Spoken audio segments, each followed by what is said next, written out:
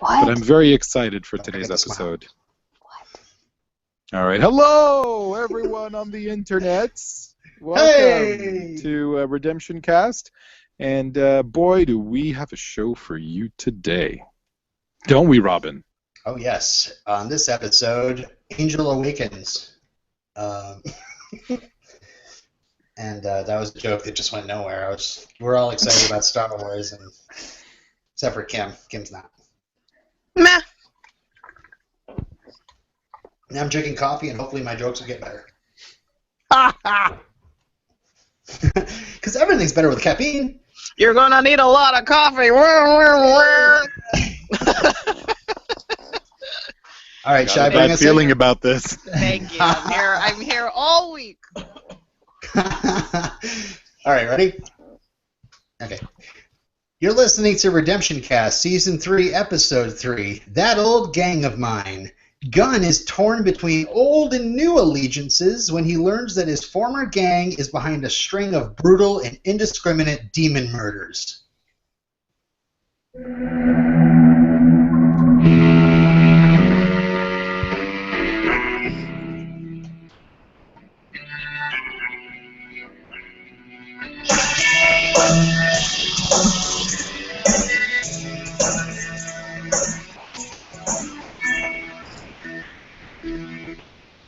My name is Robin.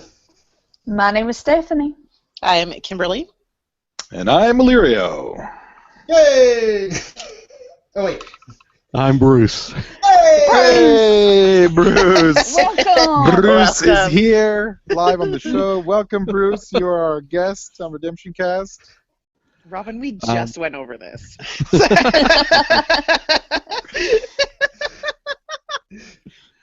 Oops. Scared me. Welcome to the show. You are the second official guest of RedemptionCast ever in existence. So. All right. That's exciting. Yeah. So Agreed. How long have you been listening? Are you a new listener, or have we been hearing your feedback for quite a while? Since near the beginning, at least. I don't remember exactly when, but pretty early on. Awesome. And is this your first time watching, or is this like your 81st? It's closer to the first than the 81st. Now I've seen Angel all the way through. Well, at least each season all the way through, probably 4 or 5 times. Oh, nice. Oh, so wow. I'm assuming you watched it when it originally aired, then, right? I did, although, and I don't know why. I really can't remember why. I did not go back for season 5. Interesting. Now, is that the final season of Angel? Yes. Yeah, it is. I maybe when Buffy ended, maybe I just kind of lost a little interest. I don't know. Interesting. I mean, I remember watching 6 Feet Under and just skipping that last season until I was on a podcast about it. And I was a huge fan of 6 Feet Under. All right, well, we're here to talk about That Old Gang of Mine, which originally aired October 8th, 2001, the same week that Buffy aired the episode Afterlife. And I actually was looking at the schedules this morning, and I realized that Angel actually was on a different night than Buffy at this point. It was on Mondays. Huh. And then Buffy would be on the next night. I thought they were on the same night for some reason. Maybe that comes later. Spoilers, scheduling spoilers. Jeez. Spoilers, Buffy's only on for 2 more seasons. No. First impressions, Bruce. I'll just you signed up for this episode. What's your first impressions? Was this the last one that was left over? You're like, fine, I'll take it.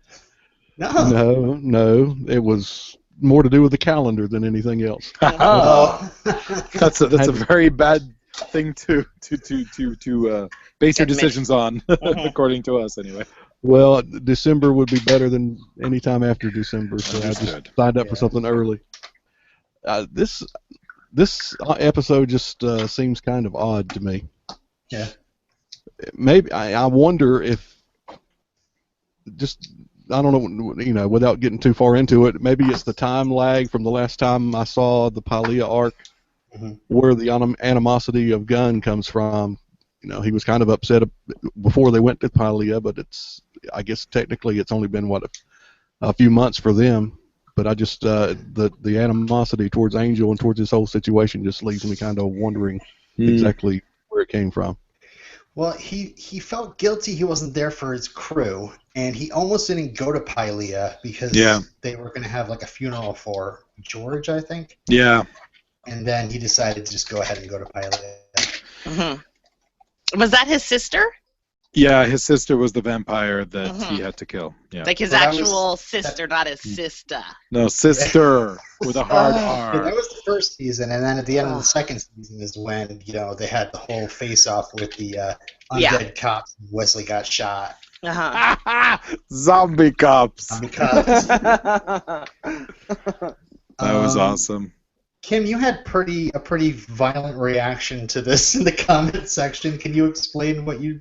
I hated every friggin' frame of this episode. Really? Wow. Like I'm watching it,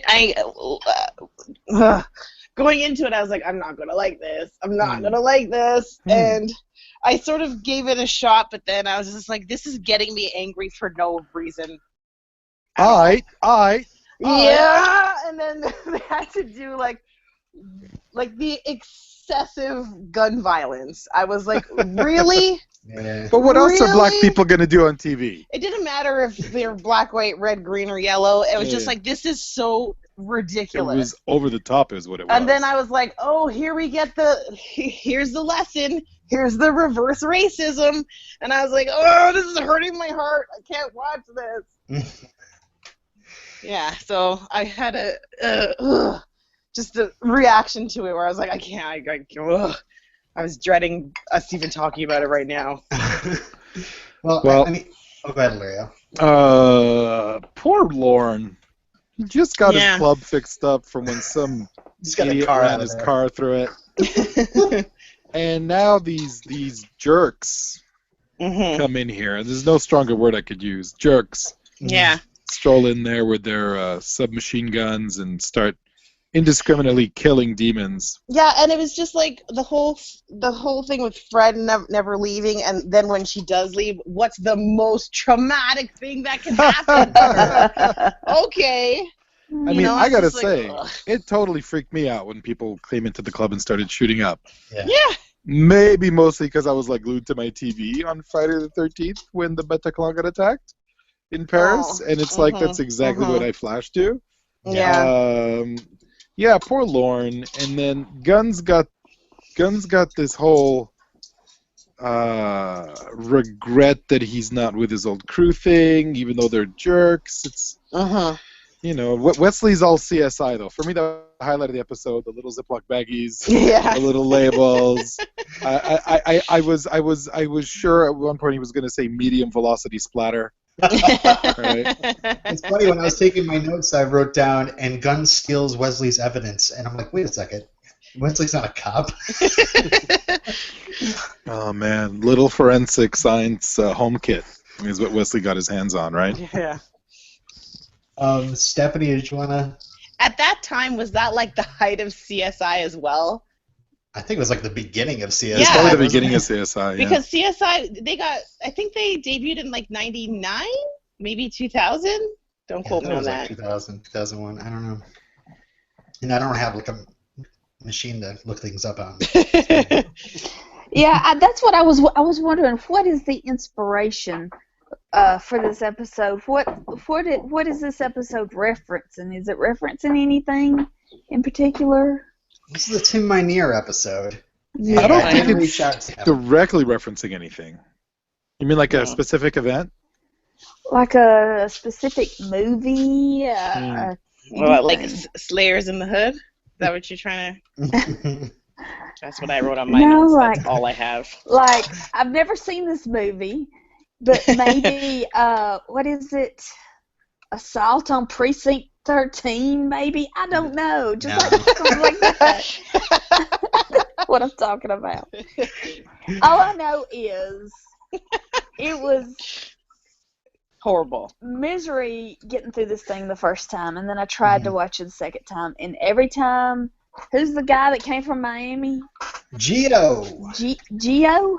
Geo. Geo, every time he started talking, I just zoned out. He Like, is the most loathsome character I think has ever been created. He's almost. He's worse than Faith? I don't think so. He's almost Okay.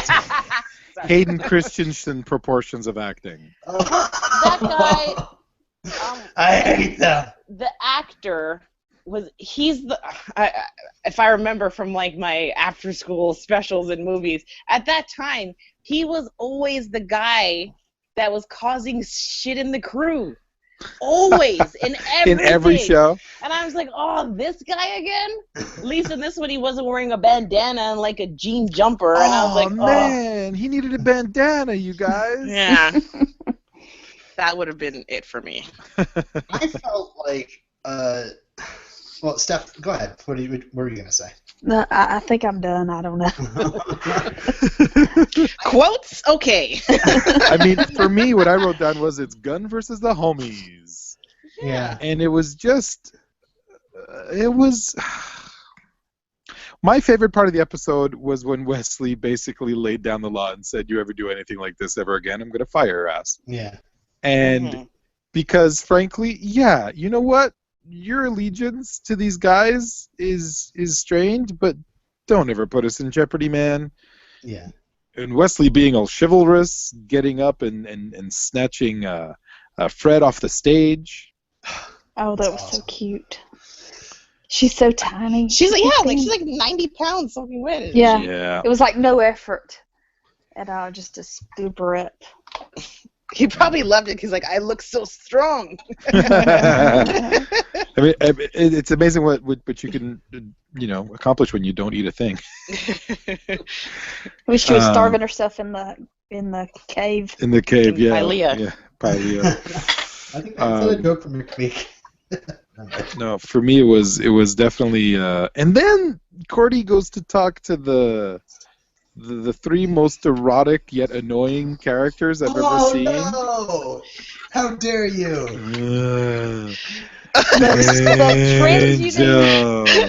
The transmuting furries. Furies, not furries. None of them was dressed like a fox. The transmuting Furies were a trio of mystical women living in Los Angeles. They were powerful beings who cast the anti-demon violence spell on Lauren's bar, Caritas. When Angel needed the spell removed to fight Charles Gunn's rogue former gang who took the bar hostage, the spell not negating human violence, the Furies told Cordelia Chase that they would require payment for such an act, and only Angel was equipped to repay the debt. Implying a past sexual relationship between the Furies and Angel. Yeah. The Furies spoke in a linked manner, speaking one word each as if they were one person. Only when mentioning Angel, they spoke at the same time. So, are we supposed to believe that Cordy did something for them? Maybe show them how to replace their batteries? Maybe? All right, it's a family show, apparently. No, it's not. Fuck off. Bruce, don't wait to be brought into the conversation. Interrupt. Oh, y'all are doing just great. So I do. Go ahead. Oh, go ahead, Bruce. Sorry. Please, Bruce. I have a question. Are we supposed to wonder, and I never do, but I wonder if I'm supposed to, about Fred, what side she's going to take when they get to the showdown? I mean, a year ago she was living in a dimension ruled by demons, and you wonder if maybe she would like to see all the demons killed or something. Maybe.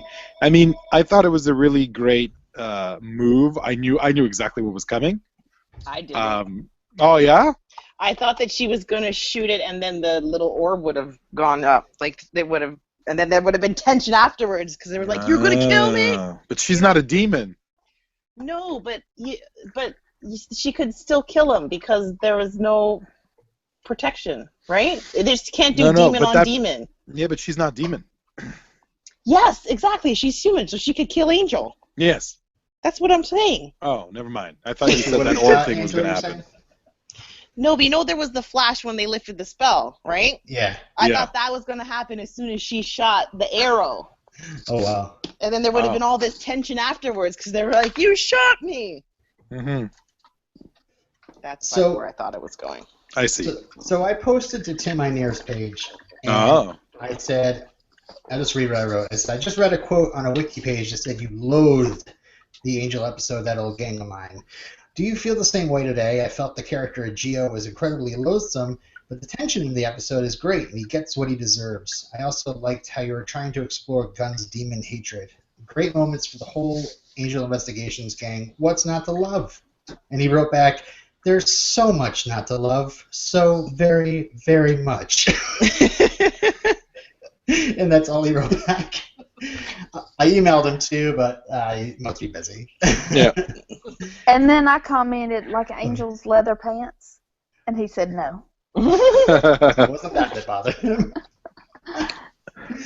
I must say, those leather pants are quite hilarious. Yeah, this episode didn't really do it for me. I mean, that demon who was making those slurping noises. Oh, that was and cute. It turns out he was just drinking a Slurpee, The big gulp or whatever. That was awesome. Poor Merle got massacred. Oh, yes. Merle. Yeah. Angel's a dick. But it's so hilarious. His scripted apology. Angel's a dick. He's reading, guys. Months of therapy.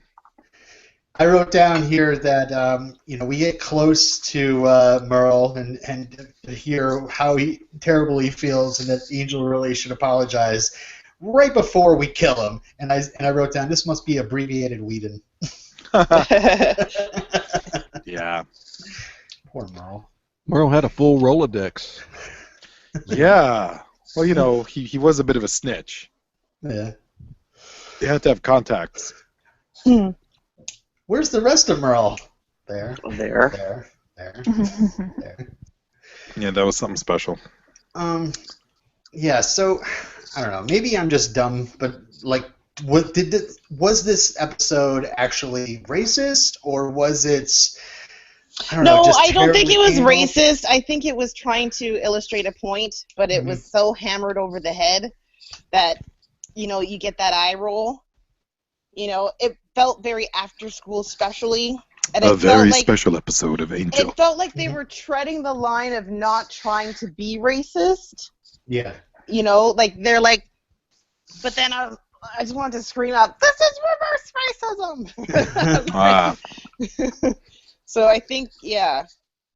Okay. I don't know. I just don't like when I see gangs of young Black and Latinos shooting things up.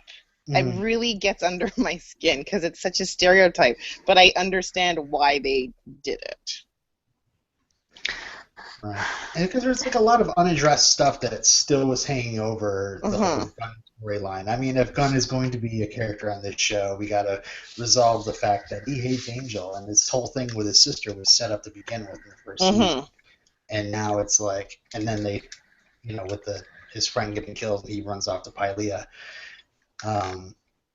It's like they had to address it, but I guess they must, I just felt like the whole scene in Caritas was so tense, and there was some great moments in there. Freaking Lauren gets clocked, and then he comes back, he stands back up, and he tells Geo what he's been running from, and he's smiling with the blood coming out of his mouth. That was great. Bad. That was very good. Yeah, Geo's singing was not. Did you ever know that you're my hero? Every single time Geo talked, it was just like I just wanted to punch him in the face. Yeah, I mean, I just really would love to hear from Tim Minear, find out what he would have done differently. Like if he was writing this episode today, what would he do differently? Yeah, I was trying to get something more from him, but unfortunately, he must be busy. He's a busy dude. Well, I found it really odd that at the end, they just they won't cross. They'll stay on their side of Venice Boulevard. What? Really? That's it? That's all we're doing? That got wrapped up really quick. Yeah. They're just. I mean, Geo got eaten by that demon that was actually oh my god! hidden Oh my inside. god! Oh my god! Oh my god! Oh my god! Oh, that was another one. It was like, I don't know, the whole guns and this poor I demon. thought gun killing that baby killer demon was off the charts. That was very tense. Yeah. Yeah, I get very overwhelmed when there are like two conversations happening at the same time, which is why I'm shit at like bars and parties. And watching that part was really, really just getting me on edge. And then when Gunn said "shut up" and shot, I was really, really taken aback. Like that was a really, really good moment. Yeah, it was. That was a really, really well done. The Lorne moments were good. But you didn't have to kill him. Well, you know, could have shot the wall. Now he's a murderer. I really enjoyed. See, I wish they had spent more time on the Gunn is totally fine with demons getting killed indiscriminately part. I don't think that we spent enough time on that. You know, like the whole idea of Wesley, are we really doing this? Like, did the powers send a submission? Like, did they? Like, why do we care? Like, that for me should have been the crux of the episode, and that got lost in the Geo bullshit. That got lost in the machine gun fire.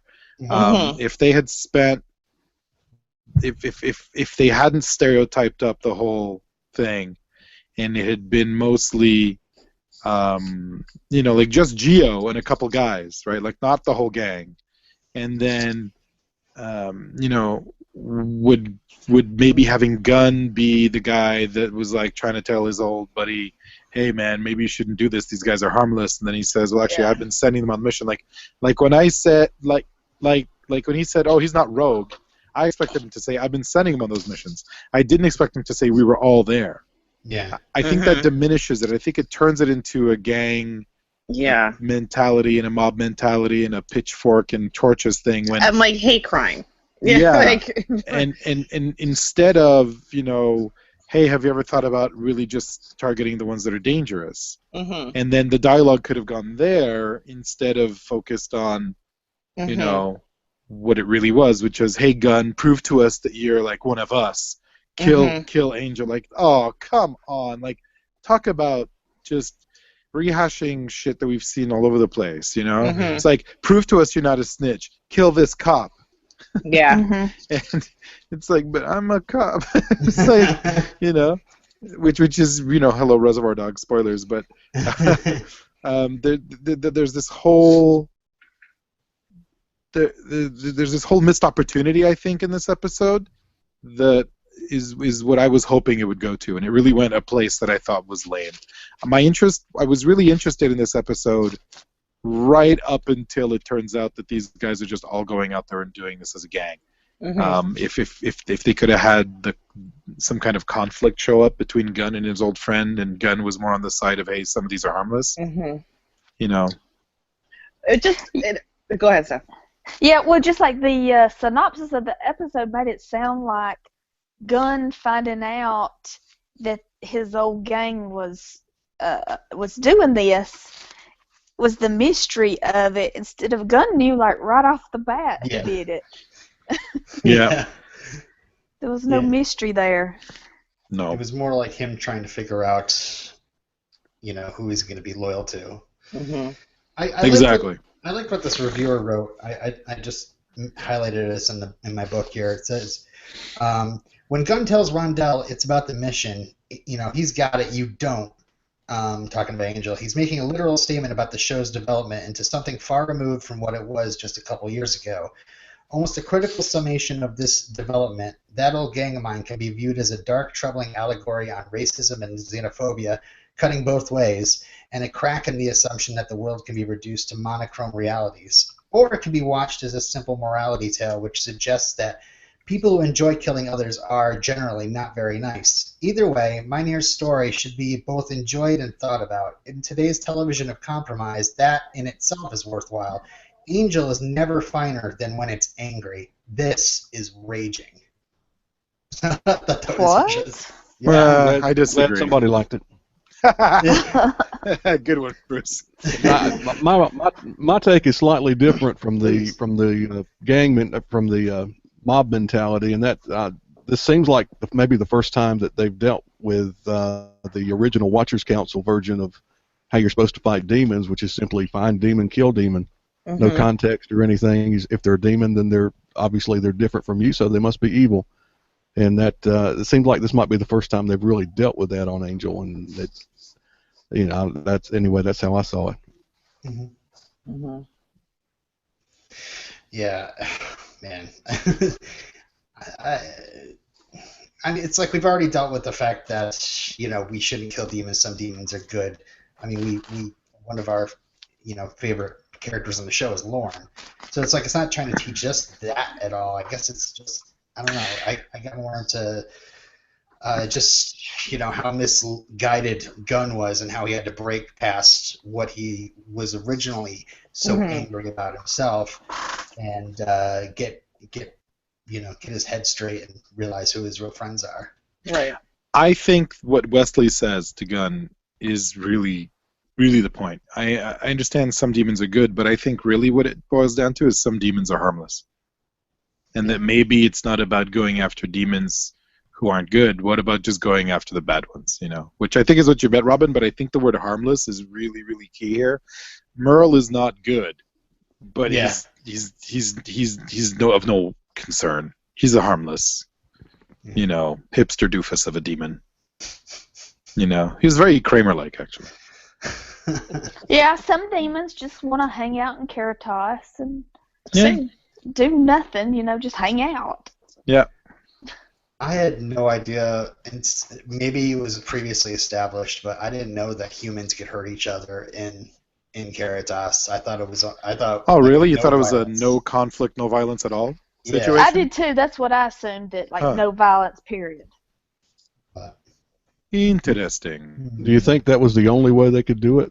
He would have to go to get sublet. That would be a different spell. Lauren would have to get somebody else to cast a different spell on it or something. It seems like it just seems like kind of a weird way to do it, except to set up this episode. Yeah, it was just convenient for the episode. There's another thing that kind of felt like it was under the surface of this episode with the whole. I thought there was a bit of a gay panic, homophobia in this episode too, where Gio and Rondell show up, and Gunn's been acting all manly with them, and they show up at the bar, and he's like, "Oh, I see who you hang with," and and making it seem like he's less of a man because masculinity because he's not a gang member, because gang members are masculine. Yeah. Or something. I don't know. It seemed very, at least metaphoric. I think he was trying to hit on several metaphors in this. Maybe. Yeah. Yeah. Hey, we have feedback. Yes. We do? We'll start with a voicemail from Moira.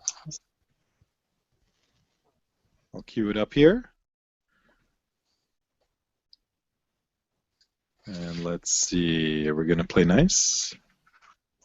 Okay. Hey, RedemptionCast. It's so nice to have you back broadcasting again. This is awesome.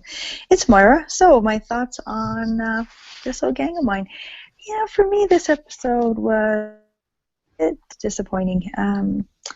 I think the whole premise of this gang that's lost its way, gone amok, it's just turned into a bunch of racist vigilantes, really, and it's uncomfortable to look at that sort of unbridled hate that doesn't discriminate, any kind of nuance in people. It's just really uncomfortable to see that. So I think that's partly why this was not very enjoyable for me. And the character they've introduced, that guy from Miami with whatever deep dark secret Lauren now knows about him, he's just obnoxious, and it's hard for me to believe that the other gang members would even put up with him.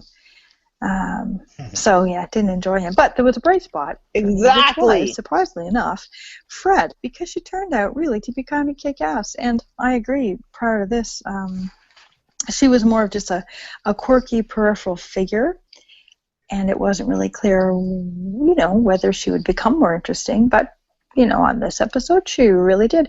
And here is my prediction. I think that girl has a lot going on upstairs. She is intelligent. And she is a survivor. She's gotten through 5 years in a predatory landscape and managed to come through relatively unscathed, maybe not completely mentally, but relatively. So I think, as she gets her footing again, she's going to get her equilibrium, and she's going to end up coming out punching and swinging. I think she's going to be a tough little cookie. I hope so anyway. I think that'll be kind of fun. Oh, and you're right. With respect to Wesley and the hair, it's a disaster. What the heck? What are they thinking? What is going on? Please, Robin, tell me that's going to get better. It needs to get better. It's just horrid. Yeah, okay. So overall, this one for me was just so-so. I'm just going to give it a sort of a decent average, not abysmal, 6 out of 10. Daryl Dixon-esque badass crossbows. Alrighty, till next time. Bye. Thank you, Moira. Daryl actually got it from Cordy. Daryl carries a Cordy-esque crossbow around with him all the time. But we have an email from Ian. Oh wait, Ian. No. Answer Moira's question about the hair. Spoil us. Hair spoilers. Let me just say, I don't know if you've ever heard. I think it's probably a newer phrase called the full Foggy Nelson. Perhaps. No, I don't know. I never really noticed his hair before. I mean. I don't remember this haircut. Like, this haircut doesn't stick out to me as being. So maybe it doesn't last. I don't think it lasts. I think this is temporary. Just like Cordelia's bob. I'm ready for the bob to. Oh, really? I'm enjoying the bob quite a lot. To grow out. Yeah. I actually have something I was talking to Steph about spoiling you guys on. Ooh. Ooh. While you think about that, Ian writes. Okay. Hi, receptioners. I think he meant redemptioners. Receptioners? Your call is important to us, Ian. I rarely watch this one. Not because it's bad, because of the inevitability of it all. The beats this episode has to it to tell its story. You know that the old gang of guns isn't going to waver and that analogies to real-world problems will be made. All of that is good for the first time. After that, though, it gets harder to watch as I just want to get to the other side. Sorry, I had to clear my throat there. That said, there are some nice moments in this that I will bear with the episode for. The continued growth of Fred episode by episode is great to see, and here you have her putting a crossbow at someone's neck, holding her own despite being afraid. You have empathetic Cordy, who just doesn't know what to do with Fred and is even more uncomfortable around the angel groupies. The end is a nice moment. The end's a nice moment. We've seen two members of Angel Investigations both make big mistakes and then given an ultimatum by Wesley, defiantly not the man he once was. I know some people prefer the idea of all demons being evil, but the show can't be that way. It was built around two good demons, Angel and Doyle. It's only right the show explore the idea deeper as the seasons go along. What seems to be evil not always is, and vice versa. Thanks, Ian. Yes, let me just backtrack here. We barely talked about Miss Fred. This episode, if you didn't notice, is out of order. In this episode, Angel is trying to convince Cordy to get Fred out and to do I was going to things. mention that, because didn't she go to her house last episode? Yeah, this was actually supposed to air before that Vision thing. Why was it I have no idea. I didn't see any excuses when I was reading about it. Oh, I was going to say, does it have anything to do with September 11th? Because that's right around the time. That's interesting. I mean, yeah, this aired on October 8th, so maybe they figured we'll push the gang members. Yeah, it's weird. How about Fred singing "Crazy"? Was that not the most adorable? Crazy. That got a good laugh. She did that so well. Mm-hmm. It was impressive because she was offbeat. Yeah, and that's not easy, man. And Cordy saying, "I swear I didn't paint this." Heidi wrote us an email, you guys. Would you like me to read it? Sure, Claire. I mean, Steph. Claire always reads Heidi's emails. Oh, that's right. Okay, I got it. Always. Okay, Heidi writes, "Hey guys, Yay, it's a gun episode, said no one ever. Oh, Wow. poor Gun. Oh, that was funny, Heidi. I love them trying to patch things up between Merle and Angel, even if it was just to show that demon violence can't happen in Caritas. Poor Merle. Have I told you guys how much more I like the theme music since it has words? Oh. I don't really care about the gun stuff going on, so I won't talk too much about that. That's fine, because I don't even know what happened in this episode. I just couldn't deal with it. Fred singing about being crazy is one of the best things ever. Thug singing karaoke, not nearly as fun. I hate that Caritas, the place where violence isn't supposed to happen, is gunned down. And leave Lauren alone. I am also watching this on the day that a dozen people were killed by people with guns in California. Aww. It makes me grouchy. Yeah. The three witches, fairies, whatever, are quite infatuated with Angel. That was pretty funny. Cordy's ew was probably the best part. That was a perfect view. Yeah. Fred is awesome. She may be crazy, but she is brave. Wes is still the boss and puts Gunn in his place at the end. Angel likes to have people around him who are willing to kill him if it comes to that.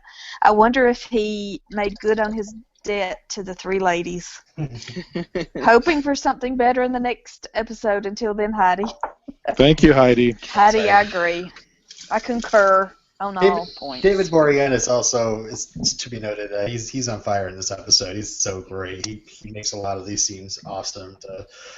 The whole problem with Merle at the beginning, the finding out that he was on the top of Merle, the list of people that yeah, that was great. I mean, Cordy did explain it was alphabetical. But, yeah, that was awesome. Why am I at the top of this list? And just at the end, when he comes into the club, it's just like, yeah, I don't know, maybe I'm the only one. But and just how it ends, where he's he forgives Gunn, but he says that it's not the fact that he could have killed Angel, but he didn't, but that he knows that he will kill him when it's time to kill him, basically. Mm-hmm. You had that right. No, that was very good. Yeah.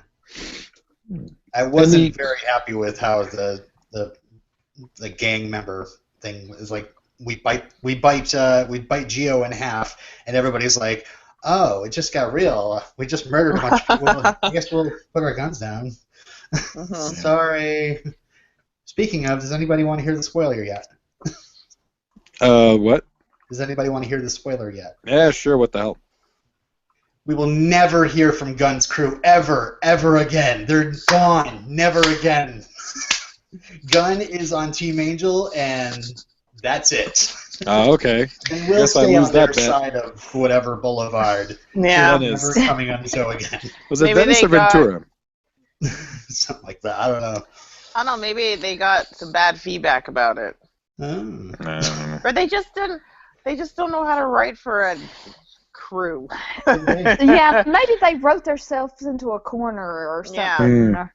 Like they had to do a gun-centric episode, and they were like, "Well, this is all we can do," and it's too bad. It's terrible. I think Tim just took a really big swing at this, and he just realized, he wasn't happy with it when it turned out. So obviously, he doesn't want to go back to that. So, I have a question for Illyrio. Yep. Do you feel there's going to be a weird sort of love triangle that's going to happen? Between because of the way that Gunn smiled at Fred while she was singing? Yes. That's what I thought. And oh, how no. she's so enamored with Angel because he brought her back. And I was just like, oh, no, are we going to have to deal with this now? Wait, what, a love triangle between Angel, Fred, and Gunn? Yeah. Where Gunn likes Fred, but Fred likes Angel. And Angel likes Gunn? No. No. But it's going to be like a little bit of like a Xander Buffy situation. I see. Do you ever get that feeling? it's the first thing that popped into my mind. The first thing that popped into my mind smirk. was that Gunn liked her, but Yeah. not the whole triangle thing. No, you don't see, she's so in love with Angel, though. Well, maybe next week will enlighten us. I don't know. Anyways, just a thought. Mm-hmm. Do you think that Fred was so crazy that Lauren just couldn't read enough of her to know that there was a whole lot of bad crap getting ready to go down in his place? Maybe. That's a good point. I don't know. Huh. That's true, huh?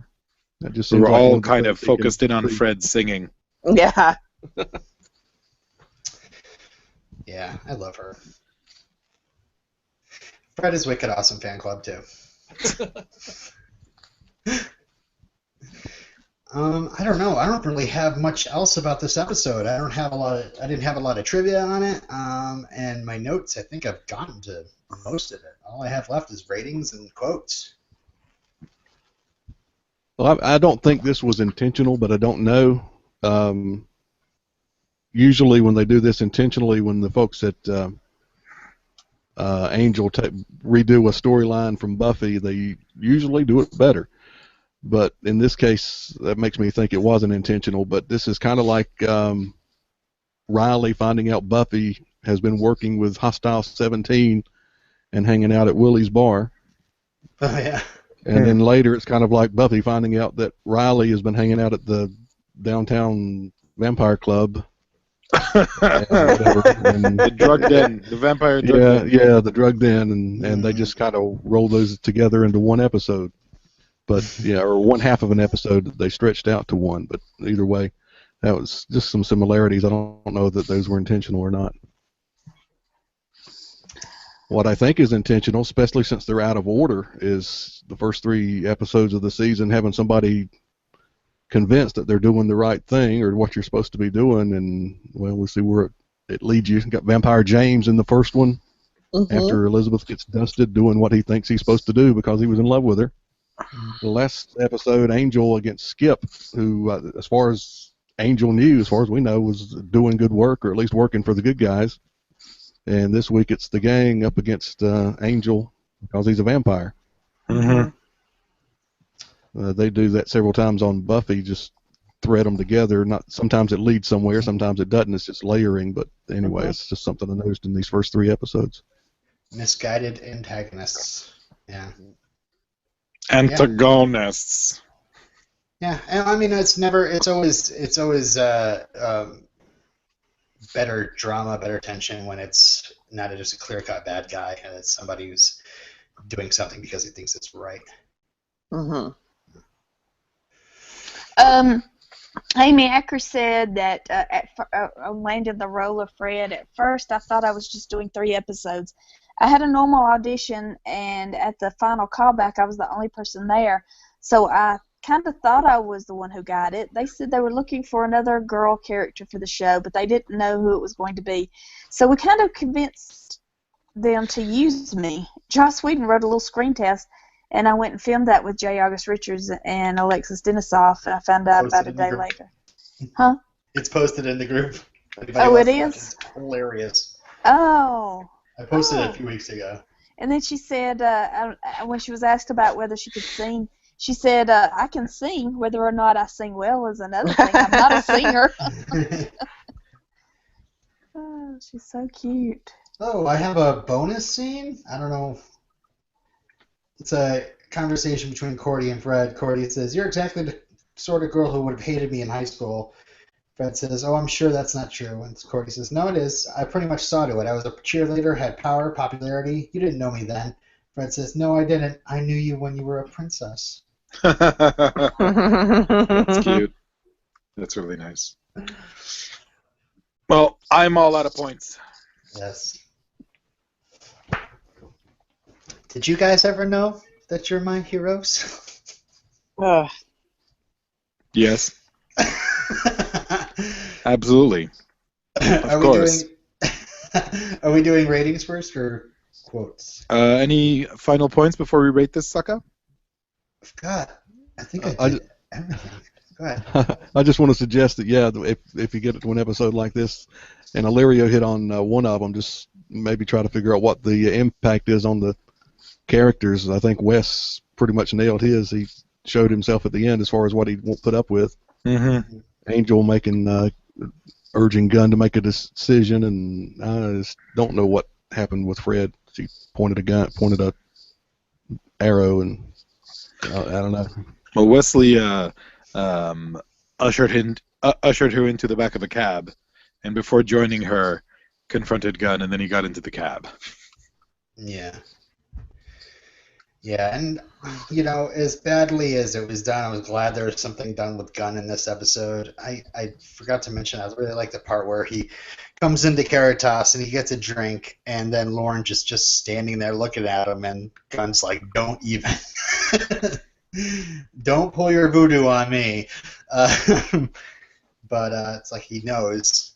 And it's interesting that Wesley also showed up at Caritas, not just to get Fred out of the house, but because he was trying to figure out a case, and he figured he'd just go up there and sing and work it out that way.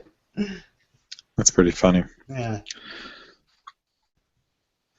Yeah, I was expecting Wesley to go up on stage next before all the shooting happened. Wasn't he next in line? One can only hope. Oh, so scary when the guns go off and all of a sudden the demon blood goes all over Fred and she's just like freaking out. Yeah, pretty much. Yeah. Like, why would she even go out ever again? And she has a good argument. Like they're like, well, it won't happen this time. We promise. Yeah. Oh, poor Fred. Alrighty. So, it seems to be rating time. Bruce, would you like to go first? I've got to have a system, don't I? No. Sure. Do you want us to come back to you while you think? No, I don't want to think about it that much. Okay. This may seem extraordinarily low for this podcast, but I'm going to go with a 5. Demon blood spatters out of 10. Nice. For this podcast, we've gotten some low scores. I was gonna give it the same. I was gonna give 5 out of 10 simple bad episodes. I just did not like this. Oh, you hear that episode? Angry. She won't even give you a rating zinger system. of a rating system. Wow. Can't be bothered. Like there were some funny bits, yeah, like all the stuff at the beginning with Merle. I was just like, oh, this is gonna be an episode full of quotes, and then I was like, oh God. Yeah. Literally, get me out of here. I couldn't. I was tempted to not even watch the rest of it. I'm like, I know how this episode ends. I've seen this 50 different ways on 50 different television shows. Anyways, we've killed it, so I'm just, yeah. This episode got a point for Lauren being awesome. It got a point for Fred singing.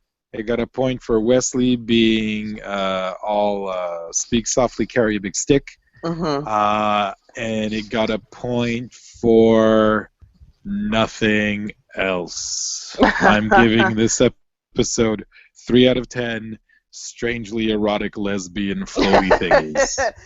There were 3 of them. Is it my turn? Yes. Sure. Yeah, I don't even know what happened in this episode. Amy Acker is so cute, and that is the only reason it gets 3 out of 10 baby eaters. Wow. Oh, that's a good one. I should have actually done that. Yeah, because, I mean, you'd figured that this would be like your ideal man, right, Kim? Yeah, exactly. I think Tim was just really trying hard to explore a few things, and, you know, the interesting thing is, even when it was done, it was like he even realized that he kind of screwed things up a bit, or didn't get across what he wanted to, or do it the right way. So maybe Disney will buy it off him for $4 billion. I thought like I was saying in my comment to him, I really think that all the characters had some great moments in this. There was some really excellent tension that's built up. But yeah, it's unfortunate, that it's a black gang with machine guns. Exactly. Shooting up a bar, and that's very, very unfortunate. Like even if Guns Gang was United Colors of Benetton, like it would just be. I don't know if it would have stung as much, but it would have just like, oh, now we've got the youth thugs trying to be like, it just, I don't know. It's a hard pill to swallow watching the episode. That's pretty much it. Even if they were, say they were all Asian or they were all white or they were all Indians, it just would have been like, what's with all this hate? But that was part of it, Yeah. So I'm going to score it higher than you guys, but not too much. I'm going to give it a 6.5 karaoke machine warranties. Because the karaoke machine, guys, they just shot the karaoke machine. They did. That was terrible. I guess I'll have to go to Canadian Tire and buy one for $250. Yeah, one at Best Buy for $99. Hello. All right, so this episode got a 4.5. Wow. Yeah, it deserved less. Yeah. They bring up a lot of points. They just don't go anywhere with them that I can see. At least not in this episode. Missed opportunities, man. Yeah, I think that they were trying to hit a message home that just was completely missed, like you said. It just missed opportunity. Yeah. The garage door is opening. Well, that's what we thought. You can always tell us what you think by sending us an email at RedemptionCast@gmail.com. Yes, you can send us an email there. You can tweet at us at RedemptionCast. You can join the Facebook group, facebook.com/group/potentialcast. We're not going to bother to rename the group. And you can go to redemptioncast.blogspot.com, where we post the episodes on a blog, and you can download it like it's 1996. You can find us on any podcatcher you want to use. Just do a search for Redemption Cast, and you'll find us, and you can download us, and you can be one of our many subscribers. Also, feel free to go to YouTube and find the YouTube versions of this. It's a lot of fun, and you can always click on an ad or two, because domain space is expensive. And I'm almost up to 20 cents this year in ad revenue, guys. All right. Hey, Kim, that's 20 cents American. What? That's like $1. That's almost $1 now. A loony for you non-Canadians. Toot toot. All right. Hey. It's because there's a loon on the coin, so we call it a loony. Yeah, I have one right here. There you go. And there's a polar bear on the $2 coin, but we call that. I don't know if you can see this, but there's a loon right there. See the loon? The loony loon right there. It's a little too close. Loony, loony, loony, loony. Stepped over my joke about the toonie. Yeah, I know. Come on. Sorry. Womp womp. Hey, I think it's quote time. Guest, go first. Angel. Sorry. Oh. My new So ringtone. mine. I guess we can say it together, so it counts as one quote each. No, the three of you have to say it together. Where's Gabby? Angel. Oh, Angel brought Merle donuts too. Donuts. Wrong show. Oh. Bruce? Oh, I'm sorry. Okay. I swear to God, she picked out the song herself. Oh, hey, you took my second quote. I only took two. Sure, I like her. What's not to like? She's sweet and adorable and seems to be laughing at something that Shrub just said. Damn, you just took my quote. Good. I deleted my notes already. What do I want? I want to be left alone. No, that's from Field of Dreams. What do I want? I'll tell you what I want. What I really, really want. No, that's from a song. What do I want? I'll tell you what I want. I want back the 3 months I spent in therapy after being hung upside down in a sewer. That's what I want. And closure on that anecdote. Anyone else? Alrighty. Yeah, Well, that's thank God that's over. Hey, Robin, what's on the slate for next time? That old gang of mine been watched 1,000 times. We're gonna watch it again. No, we're not. No, we're not. We are going to be watching Seize the Nights, aka Carpe Noctem. Oh, Fortuna. Lightsabers. Merla la la la, merla la la la, merla la la, merla la la la. Ah, lightsabers. Sorry, those are the unofficial lyrics to New theme song. the Phantom Menace thing. Yeah, Bruce, thank you so much for joining us. We really appreciate you you spending the time to actually sign up for Google Plus to do this. I know how much of a pain all of Google's services are with their interface choices and how it's really kind of just bogged down in bureaucracy. So thank you so much. It's been a pleasure. Participating. Certainly nice to talk with everybody. You know, I'm impressed. I know Gabby is not with you, but keep on going. You're getting closer. Getting closer to a goal which might have a reward. She's like a little Obi-Wan ghost just standing off camera, just watching. Gabby, why didn't you ever tell me? Why didn't you ever tell me? Well, from a certain point of view. Yeah, from a certain point of view. Gunn is my father. Not likely. Yeah. Hey, thanks everyone. Really appreciate this. Bruce, do you have anything you want to plug? No, just keep coming back to RedemptionCast. Cool. I agree with that one. Well, folks, until next time, goodbye. Namaste, y'all. Bye. Good night.